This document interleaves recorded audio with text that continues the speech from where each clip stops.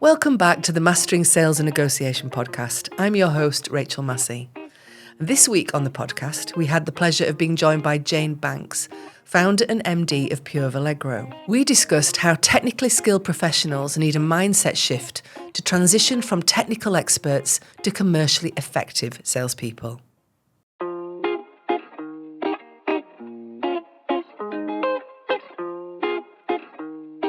I thought one of the most interesting things about that conversation was for me personally, was to understand that, 95% of their recruitment in that industry, in the healthcare industry, is technically competent people, and then the training, the sales comes after that. Absolutely, and I think we see that so often in industries that are either high tech, whether that's IT or it's the medical world or it's nutrition or whatever it is. You see people who are coming in with a great deal of technical expertise, and of course the danger is that they think that's enough. That they just rely on that technical expertise. I've done this job. I know what everybody needs. I can make all sorts of assumptions about what's going to work for people. I can guess what all their problems are going to be. And while they're probably accurate, let's not get away from the fact that the chances are you're going to go in there and have a conversation with people where you think, I know this is a big issue for you. But until they have actually started to say, this is my problem, these are the challenges that problem causes for me, these are the requirements that I now have, what we would call explicit needs in Spain, until they vocalize that and articulate it, they're not in a place to start resolving those issues and addressing those requirements. So going in there and telling people what they need, frankly, just gets their backs up. It's like, how are you going to get somebody really, really unhappy with you? Well, go in there and tell them that you know better than they do how to do their job. Yeah. Oh yeah, that's great. Thanks for that.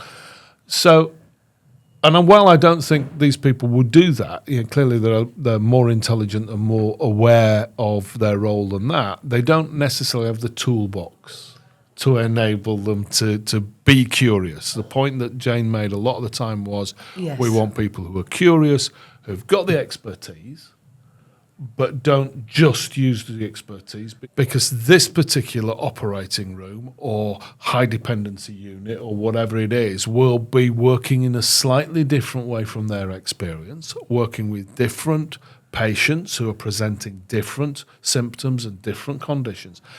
And you have to get under the skin of that and say, okay, how can I help you do that better? And how can we sit both of us the same side of that issue and work on it together? And it was interesting that she referenced our white paper, Why Bad Things Happen to Good New Products, because that obviously really hit home. Yeah, absolutely. And where did that initial research come from? Initially, it started off in research with very high-tech computer systems, where people will go in and tell everybody that the XYZ 3000 suddenly did X, Y, Z, B, C, D, E, and everybody's going, I didn't even know there was a Y. Why are you telling me about it? Because I've no idea what that does. And understanding that your customers, your clients, these clinicians are interested in their story, they're not interested in yours. And do you think that leads itself... So all that technical know-how, we know that lots of our customers come from those technical backgrounds. We've got lots of people in IT, lots of people in manufacturing, lots of people in healthcare. Spin seems to be something that's great for them. They really rely on it. Absolutely, and I think that toolbox that I mentioned, that idea of having a series of stages to go through, to recognise that people will move through that recognition of needs stage within our buying cycle, that they need to be helped to get through that rather than just despair at the size of the problem and they can't do anything about it. That's where a good salesperson helps people to progress and maintains the momentum of the sales process, because you're not going to get a clinician to sign the order. Jane was very clear about that. There's a whole process to navigate into whether it's a hospital or whatever environment you're selling into, where other people will need to make that decision. And Jane was very clear that the job of those salespeople is to create sponsors and advocates for the provision that they want to be able to create. And the salesperson then moves through the rest of the organization. Now, if you're coming from a clinical background, you've been a senior nurse, you've been a radiologist, you might even have been working within the specialism that you're dealing with in intensive care or whatever. You're not going to suddenly learn how to use that toolbox effectively across that whole range of people that you only had tangential involvement with by rocking up at a training course for a couple of days. You're going to have to look at that process over a longer period of time. And so I thought it was really interesting, two things that were really interesting, which was this idea of continuous testing, support, monitoring, checking in with people, but also the roles of sales managers. That was really interesting, wasn't it? Yeah, absolutely vital. Yeah. And we say this so often. Yeah, we see it a lot. We were very clear, Jane was very clear, that a lot of sales managers have been recruited into a sales management role because they were good as sellers. And their comfort area is to go back to selling. And then the organization gives them a load of other stuff to do, which is about data management, it's about information. And then the salespeople come and give them a load of stuff to do, which is about fixing problems further down the supply chain or whatever it is. And it's very easy for them to lose and completely miss that their role should be, in my opinion, significantly more than about 60% of their role is to enable the salespeople to sell well. Better, yeah. That's the job. And so you need to have that common language. You need to have that toolkit. You need to be able to say, Jane made a very interesting point about saying, how many of you can tell me what an advance is? Now we know what an advance is. It's this idea of the customer taking action, which moves the sale forward, which progresses the process. And that advance, that really objective vision about what this is, what it is that we're measuring, is really important for those sales managers because they work in a world of data and they work in a world of facts and figures and numbers. And so the more that we can give them a toolkit which says, right, let me understand whether or not you've got it, and then let's collectively solve the challenges that we're currently facing. And that models exactly the behaviors that we just talked about those salespeople using with their client base, whether they're clinicians or procurement or senior execs within the organization. It's the same process that we want them to do. And it seems to me that taking that level of interest in people, helping people to achieve, enabling people to do willingly and well that which needs to be done. Somebody told me that when I first became a manager, and that was 40 odd years ago. And that process of understanding that is my job is really important. But also recognizing that those people need help to do that coaching piece also.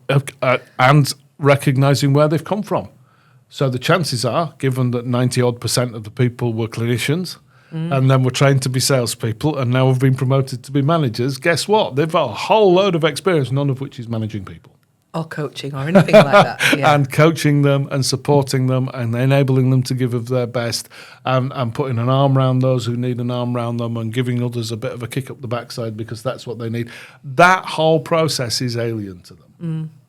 And it's really important to get people to be able to fulfill that role by giving them another toolkit. And of course, we would argue the Spin Coaching Program does that because it enables people not to be coaches if they've never sat down one-to-one with someone, but to enable them when they are used to sitting down one-to-one people to have a set of tools to use to enable them to improve the sales performance of the people. That's really important. And it's also clear that if the training function does that, if the training function enables that, that becomes your competitive advantage then. Completely. And, we've all worked with organisations who think that if the salespeople just told enough people about their product, then the product would sell because the product is brilliant. And it's never true. Yeah. Or we've rarely seen it to be true, let's put it that way.